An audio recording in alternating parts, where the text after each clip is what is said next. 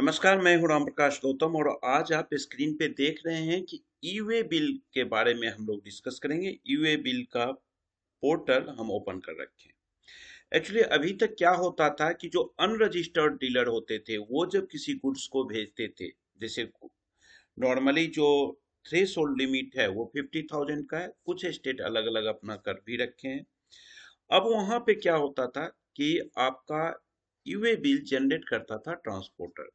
इस केस में अब अनरजिस्टर्ड डीलर के लिए भी ई वे बिल जनरेट करने का प्रावधान यूए बिल के पोर्टल पे गवर्नमेंट ने दे दिया है। तो इसमें क्या करना पड़ेगा, आप यूए बिल के पोर्टल पे जाइएगा, वहां रजिस्ट्रेशन में जब क्लिक करिएगा देखिए यहाँ पे आ रहा है इनरोलमेंट फॉर यूआरपी। अनरजिस्टर्ड वालों के लिए ये न्यू टैब आपके पास आएगा। यहाँ देख रहे हैं न्यू का ब्लिंक कर रहा है इनरोलमेंट करने के लिए। जब आप इसे क्लिक करिएगा तो आपके सामने एक इस तरह का स्क्रीन ओपन होके आएगा। अब आपको इसमें करना क्या है, हम स्टेप बाय स्टेप आगे बढ़ते हैं। एप्लीकेशन फॉर एनरोलमेंट के लिए देखिए यहाँ पे क्या करना पड़ेगा, आपको पहले अपना स्टेट चुनना पड़ेगा। ये स्टेट के सारे लिस्ट हैं और यहाँ से आपको स्टेट आपको सिलेक्ट कर लेना है, ठीक है। उसके बाद आपका जो पैन कार्ड में नाम है वो नाम यहाँ पे पुट करना पड़ेगा। और एक चीज याद रखिएगा, जहां जहां पे ये रेड मार्क किया हुआ है ये मैंडेटरी टेबल्स है, इसको आपको फिल करना ही करना है। बिना इसके फिल किए आप आगे नहीं बढ़ सकते हैं। लीगल नेम यानी कि जो आपके पैन कार्ड में नाम है वही नाम दीजिएगा। और अगर कुछ ट्रेड का नाम आपका है, आपकी बिजनेस का कुछ नाम है तो वो भी दे सकते हैं, नहीं देंगे तो भी ये चल जाएगा, ये कॉलम मैंडेटरी नहीं है। उसके बाद आपको पेन नंबर देना है। पेन नंबर डालने के बाद आपको वैलिडेट कर लेना है कि ये सही है कि नहीं। इसके बाद आपको करना है टाइप ऑफ एनरोलमेंट। अब टाइप ऑफ एनरोलमेंट में देखिए क्या है कि ये रजिस्टर्ड, ये अनरजिस्टर्ड सप्लायर ऑफ गुड्स का है।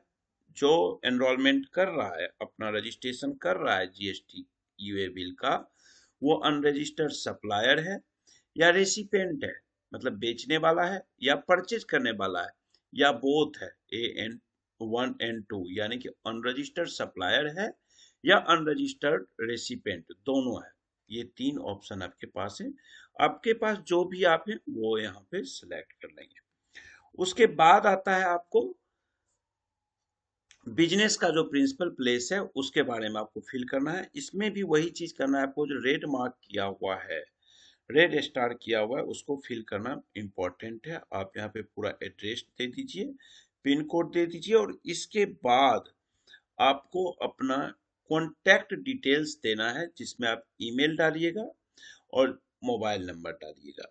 और जब मोबाइल नंबर आप डालिएगा तो जो मोबाइल नंबर आप डालिएगा उस पे आप यहाँ पे सेंड ओटीपी करिएगा, तो जो ओटीपी आएगा वो यहाँ पे पुट कर दीजिएगा और फिर वेरीफाई ओटीपी कर दीजिएगा।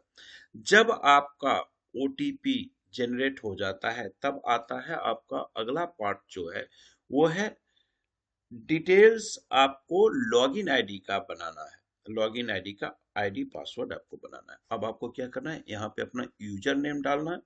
यूजर नेम डालने के बाद आपको इस टैब को क्लिक करके चेक कर लेना है कि आप जो यूजर नेम डाले हैं वो सही है कि नहीं है। यानी कि सही है कि नहीं है का मतलब क्या, अवेलेबल है कि नहीं।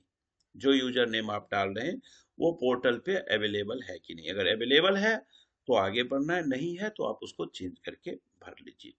फिर उसके बाद आपको पासवर्ड डालना है। पासवर्ड डालने के बाद कंफर्म पासवर्ड करना है, री इंटर उस पासवर्ड को करना है। उसके बाद यहाँ पे वेरिफिकेशन का ये क्लिक कर दीजिएगा और उसके बाद ये कैप्चा डालने के बाद सेव कर दीजिएगा।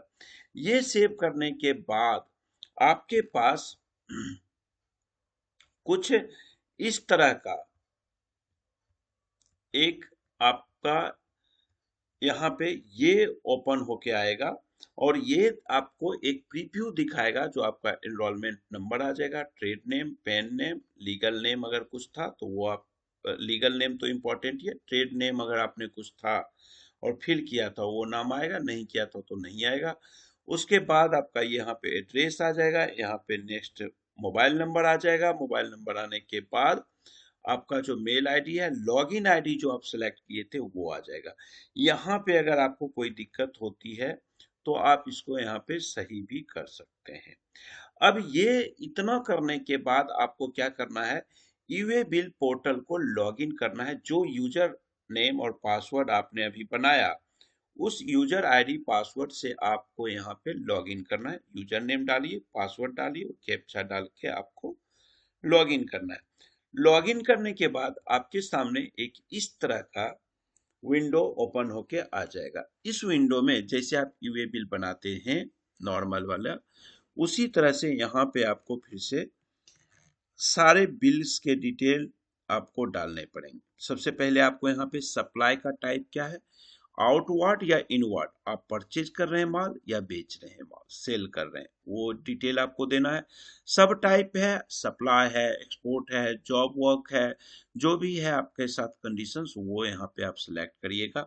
डॉक्यूमेंट टाइप टैक्स इनवॉइस है, टैक्स इनवॉइस का यहाँ नंबर दीजिएगा, यहाँ डेट दे दीजिएगा, और इसका ट्रांजैक्शन टाइप क्या है।